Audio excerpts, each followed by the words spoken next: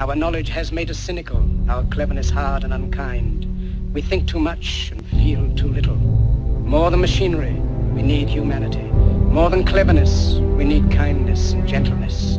Without these qualities, life will be violent, and all will be lost. Great speech by Charlie Chaplin from 1940, part of the Great Dictator film, something you can watch on YouTube and should. It's as good as it was then as it is today. But I got another JTJU Base Envy screencast up for you, this time from our war versus Team Muntinlupa, which is a town in the Philippines on 7/14. Their best enemy clasher was Teriyaki, I think is how you say his name, Taraki.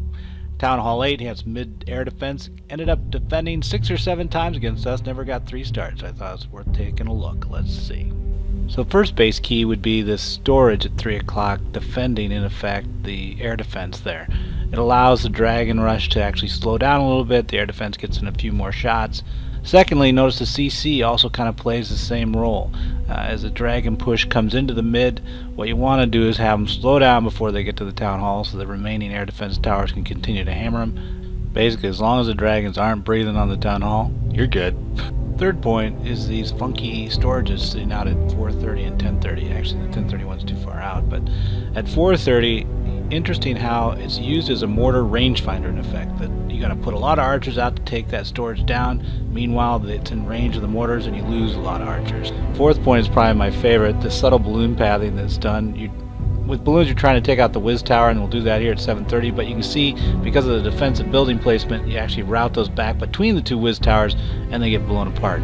Also, watch how the Dragon actually pops back out because of that storage at 430 that allows it to actually path, continuing around the merry-go-round, and get shot by the air defense. If it would have stayed in that one channel, it might have popped back into the mid. So here's the best attack. It was a 2-star, and it's not really a great attack, but I think that goes to the point that Miguel Castro, one of our viewers, made yesterday on the channel, that, you know, hey, I'm watching these videos, I think I could totally 3-star any of these bases. And I think an accomplished clasher, any base can be 3-star. The question is how to help a clan of 50 get better on average, and that's by studying these nuances. But as you can see here, this our clasher, Gmod as we call him, throws the kitchen sink at the base, and in the end does get the Town Hall in 50%. But, you know, still, this base had a lot of good points for Town Hall 8. I don't think it's an awesome base, but I think whenever you can stop somebody 6 or 7 times in a war, it's something to be looking at, and I think those 4 points we mentioned have a lot to do with it. Anyway, that'll wrap this episode up of Base Envy. As always, good luck in your wars and clash on. As an extra bonus, for those of you that are interested, I've attached the full-length speech from Charlie Chaplin's Great Dictator here at the end. I'm sorry, but I don't want to be an emperor. That's not my business. I don't want to rule or conquer anyone. I should like to help everyone if possible. Jew, Gentile, black man, white. We all want to help one another. Human beings are like that. We want to live by each other's happiness, not by each other's misery. We don't want to hate and despise one another. In this world there's room for everyone, and the good earth is rich and can provide for everyone. The way of life can be free and beautiful, but we have lost the way. Greed has poisoned men's souls, has barricaded the world with hate, has goose-stepped us into misery and bloodshed. We have developed speed, but we have shut ourselves in. Machinery that gives abundance has left us in want. Our knowledge has made us cynical, our cleverness hard and unkind. We think too much and feel too little. More than machinery, we need humanity. More than cleverness, we need kindness and gentleness. Without these qualities, life will be violent, and all will be lost. The aeroplane and the radio have brought us closer together. The very nature of these inventions cries out for the goodness in men, cries out for universal brotherhood, for the unity of us all. Even now, my voice is reaching millions throughout the world. Millions of despairing men, women, and little children, victims of a system that makes men torture and imprison innocent people. For those who can hear me, I say, do not despair.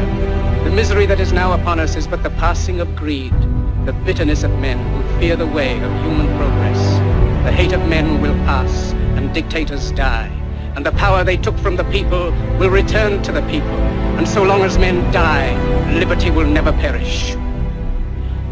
Soldiers, Don't give yourselves to brutes, men who despise you, enslave you, who regiment your lives, tell you what to do, what to think, and what to feel, who drill you, diet you, treat you like cattle, use you as cannon fodder.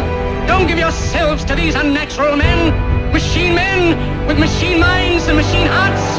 You are not machines, you are not cattle, you are men. You have the love of humanity in your hearts. You don't hate, only the unloved hate, the unloved and the unnatural. Soldiers, don't fight for slavery, fight for liberty.